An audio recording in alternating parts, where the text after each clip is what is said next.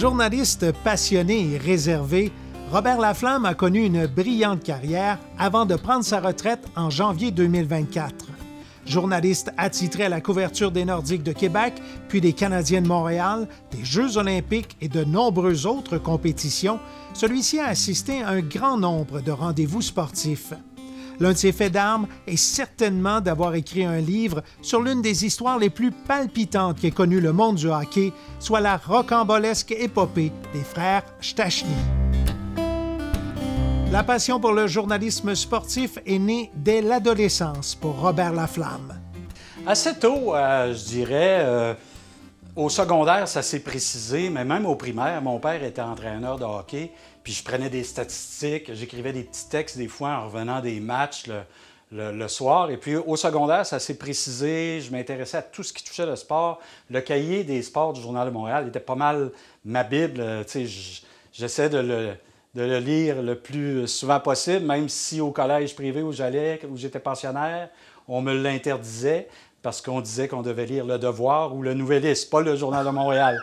C'était pas permis. Okay. Alors, j'allais l'acheter en cachette au dépanneur, juste en bas de la rue, à Victoriaville. Et puis, quand on m'attrapait, bien, on me le confisquait. C'était la même chose pour mon petit radio. J'avais un petit radio transistor. J'écoutais les matchs des Canadiens à la radio ou les bulletins sportifs à 23 heures. Et puis, des fois, je m'endormais, l'écouteur tombait, puis là, les pères passaient, me confisquaient mon radio et tout ça. Mais moi, je leur disais, je le sais, je vais être un journaliste sportif plus tard. Okay. C'était clair dans mon esprit. Rapidement après sa formation en journalisme à l'Université de Moncton, Robert a trouvé sa niche comme journaliste sportif au sein de l'agence de presse nommée La Presse canadienne.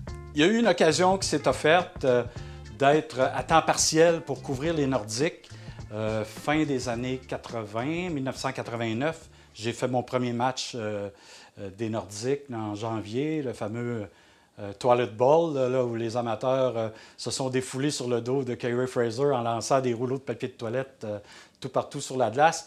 C'était grâce à un de mes collègues, un ami que j'ai rencontré dans un hebdomadaire, justement, Mario Leclerc, qui travaillait pour la presse canadienne et qui, lui, m'a dit « On a besoin de quelqu'un à temps partiel pour me remplacer les fins de semaine au Colisée. » Et c'est comme ça que j'ai commencé, de fil en aiguille, à réaliser mon rêve.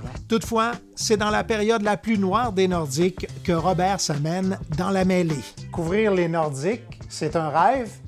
Toutefois, tu couvres les Nordiques à l'époque du temps d'une dinde. Ah, ça va pas bien, là. Non, ça va pas bien. Tout nouveau, tout beau pour moi. J'adorais mon travail. Mais le contexte, effectivement, n'était pas très facile parce que les Nordiques accumulaient les défaites. C'était ma première véritable saison, ça a été la saison de 31 points. Avec le retour de Michel Bergeron et tout ça. Pas toujours facile quand tu côtoies de près une équipe qui croule dans les bas-fonds du circuit. Nous, que l'équipe se soit fait battre 10 fois de suite sur la route, ça ne nous affectait pas notre morale, quoique, avec les joueurs, c'est un peu comme si on va au salon funéraire, il ne faut pas être trop heureux, mais là, c'était avec les joueurs, il fallait se garder un peu. Mais nous, des fois, ils nous pognaient des fous rires dans les autobus. C'est ça. Puis là, on se faisait regarder parce que ce qu'il faut savoir, c'est que c'était les entraîneurs, relations publiques, les thérapeutes et les trainers qu'on appelle, les préposés à l'équipement. Après ça, il y avait les journalistes et les joueurs.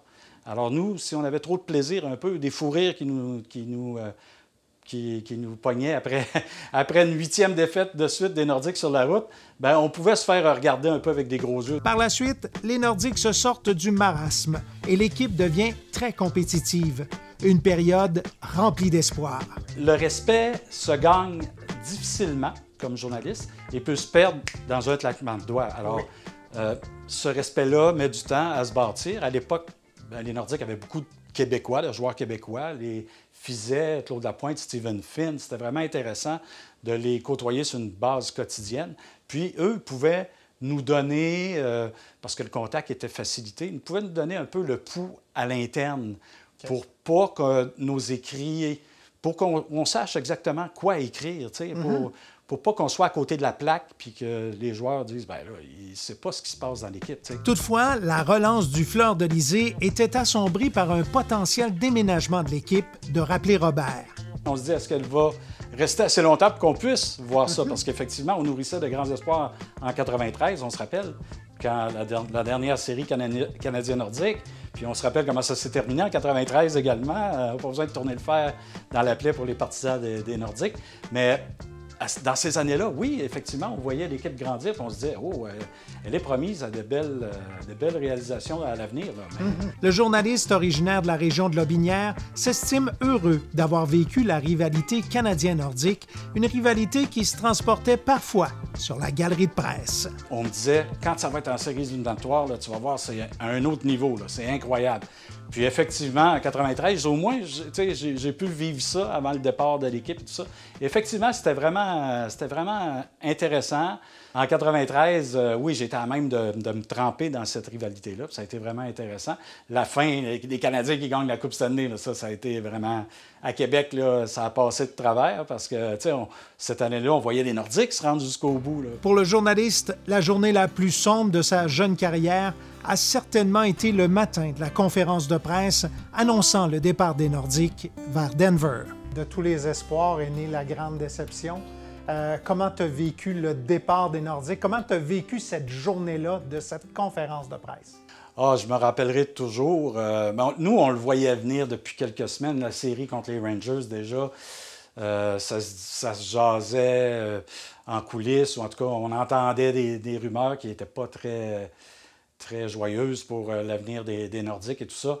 Et cette journée-là de mai où je me suis rendu à la conférence de presse, j'étais un jeune journaliste qui se disait, bon, je vais vivre d'autres choses, j'ai d'autres choses, mais ça me brisait le cœur de voir ça parce que je me disais, on ne reverra jamais ça.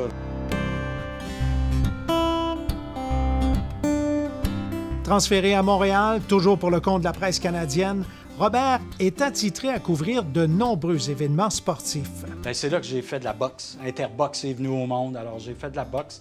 Les Alouettes sont revenus à Montréal, alors j'ai fait du football de la Ligue canadienne, le tennis, puis on a commencé à m'envoyer à des Jeux du Québec, des Jeux du Canada, Jeux du Commonwealth. À 13 ans, j'ai vu Alexandre Despatie gagner sa médaille d'or aux Jeux du Commonwealth. Ça demeure dans mon top 3, top 5 de mes événements marquants parce que j'étais le seul journaliste de l'écrit francophone qui était sur place. Tout ça, de fil en aiguille, j'ai appris à apprécier d'autres couvertures, à faire d'autres choses. C'est en 2002 que le journaliste retourne dans le giron des formations de la Ligue nationale de hockey, cette fois-ci à la couverture des Canadiens de Montréal. Robert constate certaines différences entre la couverture des Nordiques et celle des Canadiens. Oh, on voyait que vraiment, au niveau de l'histoire de l'équipe des Canadiens, il y avait un certain aura, prestige là, autour de... C'était un peu plus une religion. Là. On le voit tout de suite. Dès qu'on commençait, d'abord, tu sais, premier voyage d'autobus, il y avait un autobus média, un autobus joueur. Nous, les Nordiques, on voyageait tous dans le même autobus. Puis tu t'assois à côté de Gilles Tremblay dans ton premier voyage. Tu dis, OK, c'est quelque chose. C'est presque un rêve de gamin. Oui, c'est ça. Oui. Longtemps pour la presse canadienne, celui-ci quitte l'agence en 2015 pour joindre les rangs du site web de la Ligue nationale de hockey, soit lnh.com. Celui-ci explique ce qui a motivé sa décision. Puis moi, je ne suis pas gêné de le dire, j'ai joint la Ligue nationale en 2015 parce que je voyais que l'effritement des médias traditionnels et tout ça, puis que ça s'en venait difficile même pour la presse canadienne. Et puis, bon, à un moment donné, on veut le meilleur pour nous-mêmes, alors il y a eu cette occasion-là. De toutes ces années à suivre les Canadiens, le moment le plus marquant a été certes la présence du tricolore à la finale de la Coupe Stanley en pleine période de COVID en 2021. Pendant la pandémie, là, cette fameuse saison écourtée où on a joué dans une section canadienne, puis après ça, il y a eu les séries, puis les Canadiens se sont retrouvés en finale de la Coupe Stanley le soir de la Saint-Jean-Baptiste. Là, ça, il n'y a rien qui va battre ça. À ce moment-là, je travaillais pour le site Internet de la Ligue nationale, lnh.com. Puis on était comme... J'étais autorisé de suivre l'équipe sur la route, je pense, sauf erreur, là, mais je pense que je suis le seul journaliste francophone qui a fait tous les matchs des Canadiens en série ce printemps-là, en étant dans une bulle, en étant testé tous les jours pour la COVID et tout ça. Le dernier point de presse de Robert avant de prendre sa retraite à titre de journaliste a été mémorable et touchant. Moi, j'aurais aimé quitter en catimini. J'aurais voulu que personne ne le sache et tout ça. Mais ma décision était prise quand j'ai recommencé la saison 23-24, qu'en cours de saison, je quitterais. C'était clair dans mon esprit. Puis, à un moment donné, la date s'est précisée quand j'ai regardé le calendrier. J'ai vu l'Avalanche qui était au Centre Bell. Bon, j'ai dit, j'ai commencé avec les Nordiques. On va finir avec l'Avalanche. Ce sera le 15 janvier. Puis, une fois que cette décision-là a été prise, bien là, tu sais, j'ai pas eu le choix de le dire à certaines personnes, mais j'avais bien mentionné à Chantal Maccabé, que je connais bien depuis plusieurs années, tout ça, qui était maintenant aux communications chez le Canadien. Faites rien de particulier, là. Tu sais, moi, je quitte, là, puis c'est juste quelqu'un qui prend sa retraite, là. C'est pas, tu sais. Mais bon, il fallait pas dire ça à Chantal parce que ce soir-là du 15 janvier, bien, c'est ça. Après le match, je m'y attendais pas du tout. En fait, j'essayais de me caché dans un coin, justement, pour pas que personne... mais quand c'était un beau geste de la part des Canadiens de Martin Saint-Louis. Robert n'est pas qu'un journaliste sportif. Il est aussi un collectionneur. C'est via cette passion qu'il a rencontré son bon ami, M. Nordique, un collectionneur invétéré d'objets souvenirs du Fleur-de-Lysée. J'ai su par la suite que lui aussi était collectionneur, des cartes de hockey, toutes sortes d'affaires. Fait que quand éventuellement il est venu chez nous la première fois, il comprenait c'était quoi. Il appréciait aussi là, tous les détails que j'ai mis, puis tout l'effort que j'ai fait pour arriver à ça. Là, puis, c'était bien apprécié, puis je l'apprécie toujours comme un bon ami. Comme tout collectionneur, les objets les plus rares sont ceux qui ont le plus de valeur, à ses yeux. La rareté. Toujours la rareté de quelque chose. Là. Quand il y en a un qui existe au monde, là, puis toi, tu l'as. Pour moi, il n'y a rien de meilleur que ça, puis d'autres collectionneurs diraient pareil. Là. Un collectionneur qui a juste un objet, qui n'a pas un autre, c'est fantastique. Là. Celui-ci précise les objets dont il est le plus fier d'avoir en sa possession. Peut-être le néon des Nordiques, là, le fait d'avoir vu ça au-dessus de la boutique de souvenirs quand j'étais jeune, quand j'ai été voir quelques games, là, je l'ai dans mon sol à Star. Surtout, il y a quand même 2 gilets de pratique de Guy Lafleur signés. Là. Je dirais ça, c'est quand même quelque chose que je tiens un peu à cœur. M. Nordique est d'ailleurs toujours à la recherche de pièces rarissimes, dont celle-ci. Je cherche toujours un téléphone intégré dans un casque de goaler en vrai format, là, que j'ai vu rien qu'une fois. Fait longtemps. J'aurais dû l'acheter quand je l'ai vu, mais je n'étais pas rendu là dans ma collection. Mais ça, si quelqu'un a un casque de goaler avec un téléphone intégré dedans, là, à l'ancienne, que tu bloques dans le mur, là, je serais peut-être acheteur. Auteur du livre « Les Stachny, le coup de génie de Gilles Léger », Robert Laflamme raconte comment le privilège d'écrire ce livre s'est matérialisé. En fait, comme tout projet un peu qui sort de l'ordinaire, des fois, c'est un concours de circonstances, c'est une chance inespérée qui se présente. Puis ça a été ça dans ce cas-là. Moi, je connais bien Gilles Léger, qui travaillait pour les Rangers de New York à l'époque. Moi, je couvre le Canadien au Centre Bell. Et un soir, on se rencontre, puis à brûle-pourpoint comme ça, je lui pose la question. « Gilles, je sais qu'il y avait un projet de film pour les Stachny. Où ça en est, là, tu sais, parce qu'on attend tous le film là, sur cette histoire-là. » Puis là, il me disait qu'il était en pourparlers avec, en Californie avec les studios là-bas là, pour un projet là, à Hollywood et tout ça. Gilles, il visait très, très, très, très grand. Puis là, je disais, est-ce qu'il y a un projet de livre aussi? Tout ça? Il dit, non, j'ai pas de projet de livre dans les airs, mais il dit, si ça t'intéresse, c'est à toi. Bien, j'ai dit, OK, ça m'a un peu pris par surprise et tout ça. Mm-hmm. Mais j'y ai pas pensé bien longtemps. L'histoire la plus rocambolesque du hockey a été non seulement marquante pour les Nordiques, mais aussi pour la famille Stachny. J'ai parlé à chacun plusieurs fois, mais jamais aux trois ensemble, ou jamais à deux ensemble. Okay. Et j'ai réalisé jusqu'à quel point cette histoire-là a été marquante pour la famille et tabou. Et on n'en parle pas entre nous. T'sais, autant ces joueurs-là sur la glace avaient une communion, là, étaient vraiment synchronisés, faisaient des jeux spectaculaires qu'on n'avait jamais vus. Autant à l'extérieur, il y avait une bonne entente, on s'aidait et tout ça, mais ce sujet-là, on ne l'abordait jamais parce que c'était une pomme de discorde au sein de la famille et tout ça.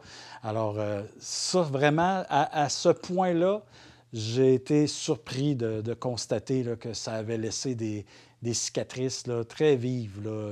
Particulièrement entre Marianne et les deux autres frères. Exactement, exactement. Oui, Marianne a été marquée au fer rouge par cette histoire-là. Puis elle a été d'une générosité sans borne. Là. Quand je le rencontrais à son club de golf à Saint-Nicolas, Lévis, pour en discuter, il devenait rapidement très émotif. Robert Laflamme a eu aussi le privilège de faire la couverture de 8 Jeux olympiques.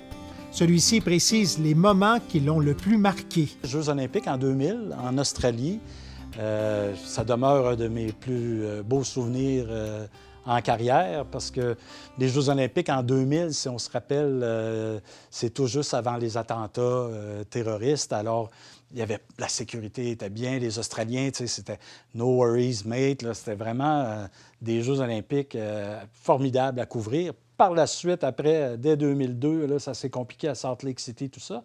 Mais c'est une expérience sur le plan humain vraiment extraordinaire parce qu'on côtoie des athlètes amateurs, vraiment l'aspect humain, tout ça.